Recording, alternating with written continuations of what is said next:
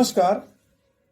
आप देख रहे मगध की खबर। मैं संतोष कुमार जना, बिहार स्टेट हेड। बताते चले कि बिहार में विधानसभा चुनाव का समय काफी नजदीक आ चुका है। इसी क्रम में बिहार सरकार के द्वारा लगातार आईएएस आईपीएस का तबादला किया जा रहा है। हाल में ही अभी पूर्णिया जिले के तेज तरार ऊर्जावान पुलिस कप्तान कार्तिकेय शर्मा को स्थानांतरण कर राजधानी पटना का वरीय पुलिस अधीक्षक बनाया गया है। और यह इसलिए बनाया गया कि पटना में लगातार तेजी से अपराध का ग्राफ जो है पनप रहा था। आए दिन लूट, डकैती, बलात्कार जैसी घटनाओं को अंजाम दिया जा रहा था। शराब माफियों के द्वारा लगातार शराब की तस्करी की जा रही थी, बड़े पैमाने पर तस्करी की जा रही थी। बिहार सरकार ने हर हाल में चारों बगल से इस घटनाओं को रोकने में नाकामयाब रही। अब बिहार सरकार के पास सिर्फ एक रास्ता बच रहा था, वह था 2014 के दबंग, निडर, ईमानदार और देश के टॉप शीर्ष पदाधिकारियों में एक कार्तिकेय शर्मा, जिन्हें पटना की कमान सौंप दी गई। और पटना की कमान सौंपते ही एक सप्ताह के अंदर विभिन्न मामलों में फरार चल रहे या अपराध की योजना बनाते हुए अपराधियों को सलाखों के पीछे भेज दिए। और खुद मेरे द्वारा इंटरव्यू में उन्होंने पटना राजधानी में अपराध पे लगाम लगाने को लेकर क्या कर रहे हैं, आइए हम उनके पास लेकर चलते हैं। सर, आप देख रहे हैं real breaking Bihar Jharkhand news में संतोष कुमार जना, बिहार स्टेट हेड। बताते चले कि राजधानी पटना में जिस तरीके से लगातार अपराध का ग्राफ बढ़ता जा रहा था, आए दिन हत्याएं, लूट, बलात्कार काफ़ी तेजी से बढ़ रहा था। उसके बाद माननीय मुख्यमंत्री जी नीतीश कुमार के द्वारा आनन फानन में भारत के तेज तरार ऊर्जावान शीर्ष टॉप आईपीएस अधिकारी को पटना का कमान सौंपा गया।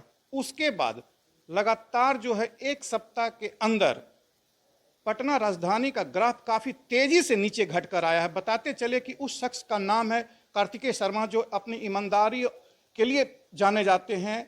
ना ये कभी जात देखे, ना कभी धर्म देखे हैं। सिर्फ अगर इन्होंने देखा है तो अपराध को इस कदर मिटाना सीखा है कि मैं सर से ही मिलकर बात करूंगा। सर, सर्वप्रथम तो सर आपको बधाई देते हैं कि पटना के नए एसएसपी बनाए गए हैं। सर, आपको हार्दिक बधाई सर। बहुत बहुत धन्यवाद आपका। सर, मेरा पहला सवाल ये होगा सर कि अभी तक सर आपने लखीसराय में रहा, शेखपुरा रहा सर, नवादा रहा, पूर्णिया रहा, वैशाली भी रहे सर, लेकिन अब सर आपको राजधानी पटना कमान सौंपा गया है सर, तो पहली प्राथमिकता क्या होगी सर? हर जगह यही रहता है कि जो विधि व्यवस्था है वो संधारित रहे और जो अपराध है उस पर रोकथाम लगाया सके, अपराध होने से रोका जाए, यही प्राथमिकता रहेगी। सर, जिस तरीके से पटना में अपराध का ग्राफ काफ़ी तेज़ी से बढ़ रहा था सर, माननीय मुख्यमंत्री जी को पहला चेहरा, पहला नाम सर आपका आया, इसके बारे में क्या कहना चाहेंगे सर? देखिए, इस पर मैं कुछ कमेंट नहीं कर सकता हूँ कि ये मैं क्षेत्राधिकार का मामला नहीं है इसमें, तो इस पर मैं कुछ कमेंट नहीं कर पाऊँगा। अच्छा सर, पूर्णिया में थे सर आप, मैं देखा था आपका एक वीडियो वायरल हो रहा था, काफ़ी भव्य विदाई दी गई थी सर। अभी तक वैसा विदाई मैंने आपका नहीं देखा सर, और खास करके महिलाएं उसमें बहुत ज़्यादा उत्साह थी, बहुत सी महिलाएं रो भी रही थी सर, उस पर क्या कहेंगे सर?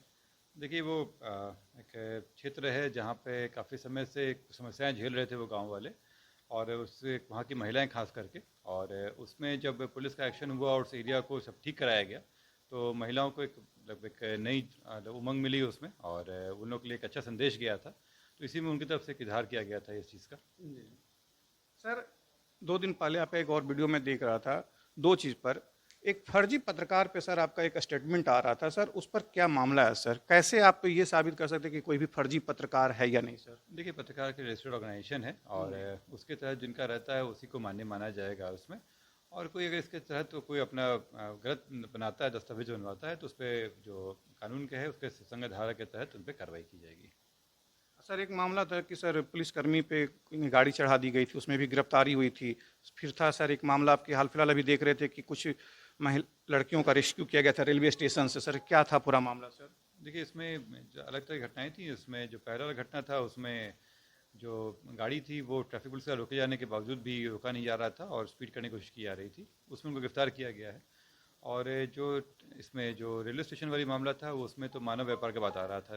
इसमें उन लोगों को बहला फुसला के लाया जाता था और विभिन्न राज्यों में जाके बेच दिया जाता था। उसी में रेस्क्यू किया गया, उसमें बाकी लोगों को भी गिरफ्तार किया जा रहा है। सर अभी मैं देख रहा हूँ कि आज दूसरा दिन मेरा सर यहाँ हुआ, बाहर में काफ़ी पब्लिक आ रहे हैं, लोग एक आपसे उम्मीद और विश्वास रख के लोग आ रहे हैं, लोगों का कहना है कि मुझे यहाँ से बिल्कुल न्याय मिलेगा। तो उन लोगों पर विश्वास पे सर पटना एसएसपी कितना खड़ा उतर रहे हैं सर? देखिए, ये तो पब्लिक ही बता पाएगी, पर मेरी कोशिश रहेगी कि जितना संभव हो सके लोगों के जो समस्याएं हैं उसका निराकरण किया जा सके और पुलिसिंग व्यवस्था दुरुस्त की जा सके। राजधानी पटना में क्राइम रोकने के लिए सर पुलिस की क्या प्रोटोकॉल बनाई जा रही है सर? देखिए, कहीं पे भी अपराधियों पर नज़र रखना हम लोग का प्रमुख है, और अगर अपराध जहाँ जहाँ होते हैं उसका जो मूल कारण है उसको नष्ट करना, और जो अगर अपराध हो जाते हैं तो जो उसमें अपराधी हैं उनको उनकी सही जगह पहुँचाना, यही मेन दायित्व रहेगा, यही काम करेंगे हम लोग। सर शराबबंदी बिहार में बंद है सर। अभी जैसा मैं देख रहा था कि काफ़ी आपके राजधानी में सर शराब बहुत ज़्यादा पाए जा रहे हैं, खास करके कभी दूध टैंकर में, कभी पेट्रोल टैंकर में या कभी एम्बुलेंस में। सर इस पुलिस के लिए कितनी बड़ी चुनौती हो सकती है सर? देखिए, शराबबंदी और निश्चित रूप से शराब का सेवन जो है वो चुनौती है हमारे लिए, और हम लोग इस पर विशेष काम भी कर रहे हैं। तो इसी क्रम में शराब की रिकवरी भी हो रही है, और जो इसमें बेचते हैं और जो खरीदते हैं उन सब पे कार्रवाई हो रही है इसमें। ओके, तो ये थे हमारे साथ 2014 बैच के काफ़ी तेज तर्रार आईपीएस कार्तिकेय शर्मा। इनके नाम से ही अपराधी थर्राते हैं, रास्ते बदल देते हैं। अगर जितनी इनकी तारीफ की जाए उतनी ही कम होगी। संतोष कुमार रंजना, बिहार स्टेट हेड की रिपोर्ट।